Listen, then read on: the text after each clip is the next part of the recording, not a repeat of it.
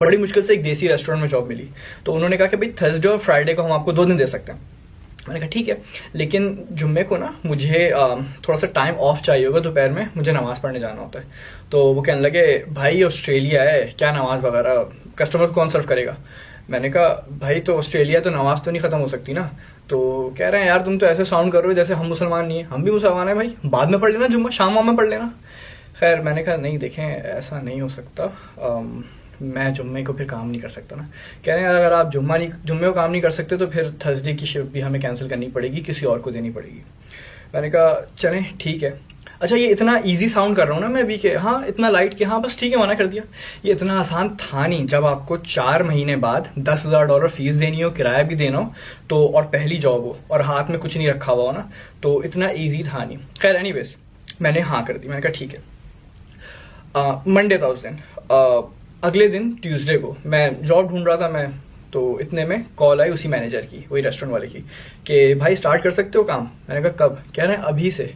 मैंने कहा ठीक है, खैरियत क्या हुआ। कह रहे हैं यार वो जो हमारा दूसरा वेटर था ना, वो उसको इंडिया जाना पड़ गया अर्जेंटली, तो आ जाओ बस अभी शुरू कर दो। खैर तो फिर मैंने ट्यूसडे काम किया, वेंसडे काम किया, थर्सडे काम किया। पहले कितने दिन मिल लेते? 2 दिन। अब कितने मिलने लगे? 3 दिन। खैर कुछ अर्से काम किया, उसके बाद दूसरी जॉब की तरफ गया मैं। तो ये ऑस्ट्रेलियन थे, इन्होंने भाई डेज ये फ्राइडे और सैटरडे। अब जरा गोरे थे ना तो उनसे मैं थोड़ा डर भी रहा था। डरते डरते मैंने बोला, मैंने कहा वो ना फ्राइडे को मैं काम नहीं कर सकता, मुझे नमाज पढ़नी होती है, रिलीजियस वो है। कह रहे हैं अच्छा तो पूरे दिन नमाज पढ़ते हो, पूरे दिन करते हो प्रे। मैंने कहा नहीं पूरे दिन नहीं, थोड़ा सा टाइम होता है। कह रहे हैं कितना टाइम? मैंने कहा 1 घंटा। कह रहे हैं हाँ तो ठीक है चले जाओ ना 1 घंटे के लिए, 1 घंटे के लिए चले जाना और वापसी में फिर 1 घंटा, जब एंड में 1 घंटा एक्स्ट्रा काम कर लेना। मैंने कहा ठीक है। उस एक्स्ट्रा काम करने से ये हुआ कि जब हम वेयर हाउस बंद करते थे तो मैनेजर मेरे साथ जा रहा था और मैनेजर ने फिर मुझे घर ड्रॉप करना शुरू कर दिया, क्योंकि उसका भी रास्ता वही था। तो मेरे ट्रेन के $5 भी बचना शुरू हो गए। आगे बढ़ते हैं। यूनिवर्सिटी हमेशा मैं सब्जेक्ट ऐसे लेता था कि जुम्मे को मैं सब्जेक्ट को उठाता नहीं था, लेकिन जब मैं फाइनल ईयर में आया ना तो डेडलॉक हो गया। वो एक सब्जेक्ट जो था फाइनल FYP जो था, वो जुम्मे को उसकी क्लास थी, वो भी एग्जैक्ट नमाज के टाइम पे। अब मैं क्या करूँ? अब मैं परेशान। मैंने कहा भाई यार माई ठीक है सीन है, क्या करें। खैर एनीवेज मैंने नमाज पढ़ने जाना शुरू कर दी। अब जब मैं वापस मैं क्लास में पहुंचता हूँ तो 15 मिनट की क्लास बचती है, कुछ पल्ले ही नहीं पड़ रहा। मैंने कहा भाई यार ये क्या हो रहा है, मैं तो माइट फेल हो जाऊंगा। 2 हफ्ते गुजरे, तीसरे हफ्ते पता चला कि वो भाई वो एक चीज़ होती है डे लाइट सेविंग। तो पता चला भाई वो 1 घंटा पीछे हो गया है। अच्छा जी। तो जो नमाज 1:30 पे हो रही थी वो 12:30 हो रही है। हमारी क्लासेस वगैरह पूरी मिलना शुरू हो गई। एनीवेज कट शॉर्ट करते हैं। ये सारी बातें मैं अचानक से क्यों बता रहा हूँ, याद क्यों आ गई। हुआ ये कि अभी आज भी जुम्मा था, हमारी एक मीटिंग थी। तो यूजुअली होता है कि मैं ऑफिस में होता हूँ, 1 घंटे की ब्रेक जो होती है मैं उसमें जुम्मा पढ़ लेता हूँ जाके। नो बडी केयर्स कहाँ जा रहा है कहाँ नहीं जा रहा। तो हुआ ये कि आज हमारी थी मीटिंग थी क्लाइंट के साथ। अब वैसे तो भाई मीटिंग लीड जो करता है वो जनरल मैनेजर करता है। जनरल मैनेजर भाई बीमार हुए हैं, मैं बाकी जो लोग हैं वो सिक पे गए हैं और पत्नी क्या है छुट्टियों पे गए हैं। तो मीटिंग लीड किसने करनी थी? अल कुतैबा साहब ने। पहला मौका भी मीटिंग लीड करनी है, वो भी एक क्लाइंट के साथ, बहुत बड़ा क्लाइंट है। और मीटिंग की टाइमिंग एग्जैक्ट नमाज के टाइम पे। और सीन ये है कि भाई वो रीस्केड्यूल नहीं हो सकती मीटिंग, क्योंकि उनकी शाम की अमेरिका की फ्लाइट थी जो हमारे क्लाइंट्स होते। अब मैं क्या करूँ? अब ये बड़ा एक ऑफ सीन था। मैंने कहा यार एक काम करते हैं ना यार, अभी एक जुम्मे की तो बात है, छोड़ दे, खैर है यार कुछ नहीं होता, रिस्क भी तो है ये वो। दिमाग में बहुत सारे वसवसे आ रहे थे। एनीवेज फाइनलाइज ये किया मैंने कहा काम करते हैं भाई, क्लाइंट को ईमेल करता हूँ मैं। देखो अगर ये इंटरनल मैटर होता ना चलता कोई बात नहीं, मैं अपने मैनेजर को बोल देता भाई मुझे नमाज पढ़ने आना। मैं क्लाइंट को कैसे बोलूँ?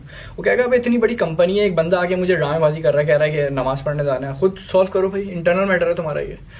तो खैर मैंने एक पूरी जो एक कॉन्वर्सेशन चल रही थी ईमेल पे हमारी, उस पर मैंने बड़ी सी ईमेल लिखना शुरू की कि देखिए मुझे नमाज पढ़ने जाना है, ये है वो है। मैं पूरा लिख रहा था अभी, इतने में उनकी एक ईमेल आ गई। जब कॉन्वर्सेशन पे ईमेल आती है ना, आप लिख रहे होते हैं तो वो साइड में छोटा सा आइकन बना हुआ आ जाता है कि भाई you have a new message. मैंने उस पर क्लिक किया तो क्लाइंट की ईमेल थी। वो कहने लगे भाई वो सीन ये है कि हम ना मीटिंग मंडे को रख लेते हैं। मैंने कहा हैं ऐसा क्यों? तो डिटेल्स ये थी कि भाई सीन ये जो हमारे क्लाइंट थे वो हुआ ये कि ट्रम्प भाई जो है ना हमारे, उन्होंने यूरोपियंस के लिए ट्रैवल बैन कर दिया है, जो पत्नी यूरोप से हो के आ रहे हैं, यूरोपियन नेशनल है वट। और ये जो हमारा जो क्लाइंट था ना माशाल्लाह से, ये था इटली का नेशनल। तो ये गया तो नहीं था इटली पिछले 15 दिनों में, था ऑस्ट्रेलिया में, लेकिन इसको डर ये लग रहा था कि माइट अगर ये वहां जाएगा तो कहीं इसको इमिग्रेशन ना रोक ले। तो इस चक्कर में इसने कहा भाई नहीं, ना तो फिर मैं अमेरिका का रहूँगा, इटली लॉकडाउन हुआ हुआ है, और इतने ड्रामेबाजी के बाद पता चला ऑस्ट्रेलिया भी शायद मुझे ना रखे। तो भाई मैं ट्रैवल कर रहा हूँ कैंसिल, और जब ट्रैवल कैंसिल ही कर रहे हैं तो भाई इतनी क्या जल्दबाजी है, मीटिंग मंडे को रख लेंगे। तो खैर ये वीडियो पता है मैं क्यों बना रहा हूँ, ये वीडियो मैंने इसलिए बनाई, जो सारी पुरानी बातें अचानक से दिमाग में मेरे इसलिए आई।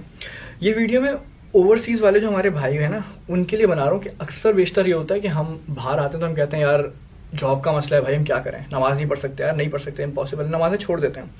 हम ये भूल जाते हैं कि जो ज़ात हमें इतने हज़ारों किलोमीटर दूर उठा के लाई है यार, उसने कुछ ना कुछ बंदोबस्त किया होगा ना हमारे लिए। तो हम उसने भूखा नहीं मार रहे हैं हमें, तो हम रिस्क की तलाश में राज़िक को कैसे भूल सकते हैं, ये सारा गेम है। तो प्लीज़ उस पर भरोसा रखें, भूखा नहीं रहने देगी, और उसको भूलें नहीं, उस ज़ात को भूलें नहीं।